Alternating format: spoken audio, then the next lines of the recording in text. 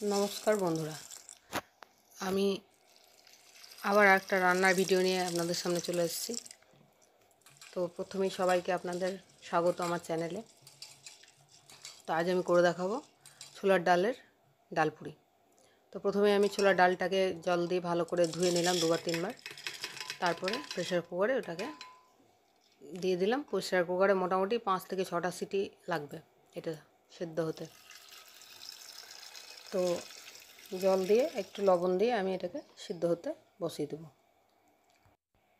তো দেখো লবণ দিলাম, দিয়ে এবার এটাকে আমি বসিয়ে দেবো গ্যাসে। এবার আমি সিদ্ধ করে রাখা যে ছোলাটা এবার একটু মিক্সিতে ঘুরিয়ে নেব, তাহলে এটা বেশ গুঁড়োটা বেশ ভালো মোলায়েম হবে, কোনো দানা থাকবে না এর মধ্যে। তাই আমি মিক্সিতে একটু ঘুরিয়ে নেব এটাকে। তো দেখো মিক্সিতে ঘোরানো আমার হয়ে গেছে। দেখো কত সুন্দর ভালো করে নরম করে মিহি করে গুঁড়ো হয়েছে। তো এটাকে এবারে আমি একটা বাটিতে ঢেলে নেব। তো এটা এবার একটু কাজ আছে এটাতে, এবার একটু মশলা টশলা মিক্সড করতে হবে। তো প্রথমে আমি ঢেলে নিলাম, ঢেলে নিয়ে এবার একটা কড়াই বসিয়ে দিলাম। কড়াইয়ে অল্প একটু সাদা তেল দিয়ে দিলাম। সাদা তেলটা একটু গরম হয়ে এলেই আমি অল্প একটু হিং, দেখো আমি এখানে কিন্তু গোটা হিং ব্যবহার করছি। তোমরা গুঁড়ো হিংও ব্যবহার করতে পারো, আমাদের ঘরে আমরা গোটা হিং ব্যবহার করি। তো হিংটা এবার একটু ভাজা হয়ে গেলে আমি ছোলার ডালটা যেটা মিক্সিতে পেস্ট করে রেখেছিলাম ওটা কড়াইয়ে দিয়ে দিলাম। এবার এটাকে একটু নেড়ে দেবো, না তো হিংটা তলে পুড়ে যাবে। তো এবার এটাকে একটু নাড়াচাড়া করে এর মধ্যে মোটামুটি আমি 1.5 চামচ মতন চিনি দিয়েছি। তোমরা মিষ্টি কম খেতে চাইলে কম দেবে। তো এবার এর মধ্যে এবার একটু যে ভাজা মশলা, সে ভাজা মশলাটাও আমি এর মধ্যে দিয়ে দিলাম। তো এই ভাজা মশলাটা তোমরা ঘরে করতে পারো। ভাজা মশলার মধ্যে গরম মশলা আর গরম মশলা, লবঙ্গ, দারচিনি এইসব থাকে, আর তোমার জিরে, ধনে এইসব দিয়ে আমি করি এটা। আর একটু লবণ দিয়ে দিলাম। তো লবণ দিয়ে এবার এটাকে একটু ভালো করে মিশিয়ে নেব। ভালো করে মিশিয়ে নিয়ে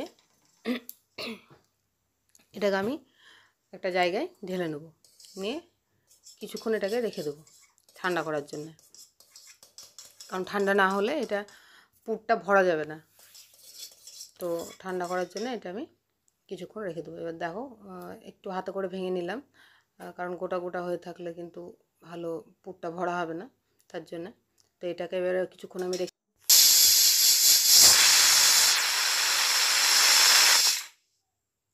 তো দেখো সিটিও পড়ে গেছে। আর এবার আমি ময়দাটা মেখে নেব। তো প্রথম আমি 300 গ্রাম আটা, 300 গ্রাম ময়দা হাফ হাফ করে নিয়েছি। তোমরা শুধু ময়দারও করতে পারো। আমি 300 গ্রাম টোটাল নিয়েছি। আর এতে একটু লবণ দিয়ে দিলাম, আর অল্প সামান্য সাদা তেল দিয়ে দিলাম। এই 2 টেবিল চামচ মতন দিয়ে দিলাম। তোমরা বেশিও দিতে পারো, এর থেকে কমও দিতে পারো। তো এবার ভালো করে ময়ামটা করে নেব। ময়ামটা ভালো করে করা প্রয়োজন। ভালো দেখো এইভাবে ময়ামটা করতে হবে যেন এটা মুঠ হয়। তো আমি এইভাবে ময়ামটা করেছি। তো এবার অল্প অল্প করে জল নিয়ে একটা ডো করে নিতে হবে। তো আমি অল্প অল্প করে জল নিয়ে, একবারই সব জল দেবে না, অল্প অল্প করে জল দিয়ে ডোটা তৈরি করে নেবে। তো এইভাবে দেখো আমার তৈরি হয়ে গেছে। এবার এটা আমি মোটামুটি 20 মিনিট মতন ঢাকা দিয়ে রেখে দেবো, একটু সাদা তেল দিয়ে। সাদা তেল দিলে কী হবে, নরম হবে না ময়দাটা। তো এইভাবে একটু রেস্টে রেখে দেবো আমি কিছুক্ষণ। তো দেখো 20 মিনিট আমার হয়ে গেছে। 20 মিনিট পরে আমি চলে এলাম। তো দেখো ময়দাটা কত সুন্দর। তো দেখো আমার মাখানো প্রায় হয়ে এলো। এবার আমি এটাকে একটু একটু করে লেচি কেটে নেব এখান থেকে। তো দেখো কী ধরনের সাইজের, তোমরা যে ধরনের সাইজ করবে সেই রকমভাবেই লেচি কাটবে। তো আমি এরকম সাইজ করেছি, তার জন্য আমি দেখো এতটুকু করে লেচি করেছি। তোমরা এর থেকে বড়ও করতে পারো, তাতে কোনো সমস্যা নেই। তো এইভাবেই আমি সব লেচিগুলো করে নিয়েছি। দেখো আমার সব লেচি করে আবার লইগুলো আমি কেটে লইগুলো আমার করা হয়ে গেছে। তো এবার লইগুলো করা হয়ে গেছে, এবার এতে আমি অল্প অল্প করে পুর ভরে দেবো। তো দেখো আমার লইগুলোও সব করা হয়ে গেছে, এবার একে একে আমি এটাতে পুরগুলো ভরে নেব সব। তো দেখো পুর ভরার জন্য আমি এটা নিয়ে চলে এসেছি। এবার দেখো একটা একটা করে আমি পুর ভরবো। তো এইভাবে গোল করে নেবে, গোল করে দিয়ে অল্প অল্প করে এর মধ্যে পুরগুলো ভরে নেবে। তো দেখো এইভাবে পুরটাকে ভরে ভালো করে মুখটাকে বন্ধ করতে হবে, কারণ মুখটা যদি ভালো বন্ধ না হয় করা, তাহলে কিন্তু ফেটে বেরিয়ে চলে আসবে, তাতে কিন্তু জিনিসটাও খুব একটা ভালো হবে না, আর ভাজতে গেলে তার মধ্যে তেল ঢুকে যাবে। তো দেখো এইভাবেই করবে তোমরাও। তো দেখো আমার সব পুরগুলো ভরা হয়ে গেছে, এবার আমি একে একে সব বেলে নেব। তো আমি চারটে বেলনাটা নিয়ে চলে এসেছি, অল্প একটু সাদা তেল নেব আর অল্প অল্প করে এগুলোকে বেলে নেব।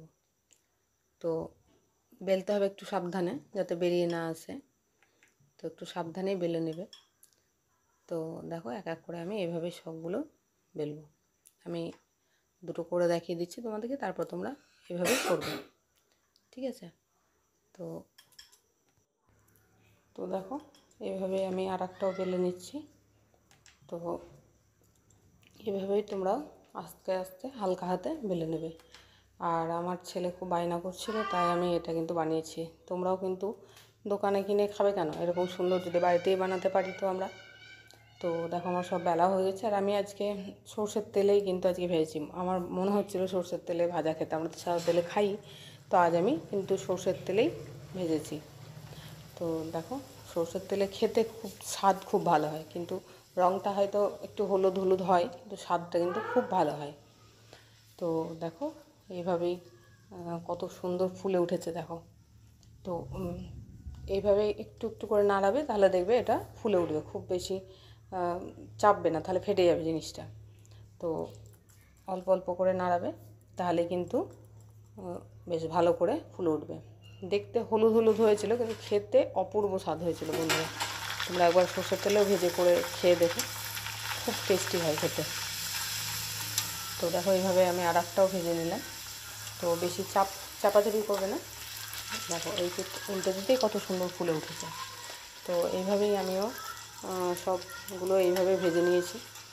তো তোমরাও এইভাবে ভাজবে বাড়িতে, দেখবে করে দেখবে, খেতে খুব ভালো লাগে। আর ভালো লাগলে অবশ্যই চ্যানেলটিকে সাবস্ক্রাইব করবে, লাইক করবে, শেয়ার করবে, কমেন্ট করবে। তো এবার আমার ছেলে খেয়ে দেখুক, বলুক দেখো কেমন লাগছে। দেখো তাহলে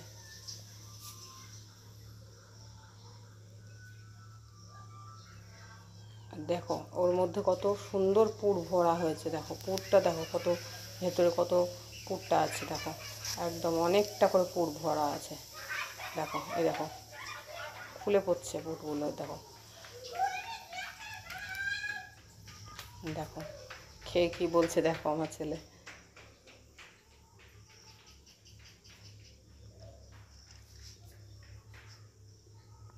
খুব সুন্দর আছে।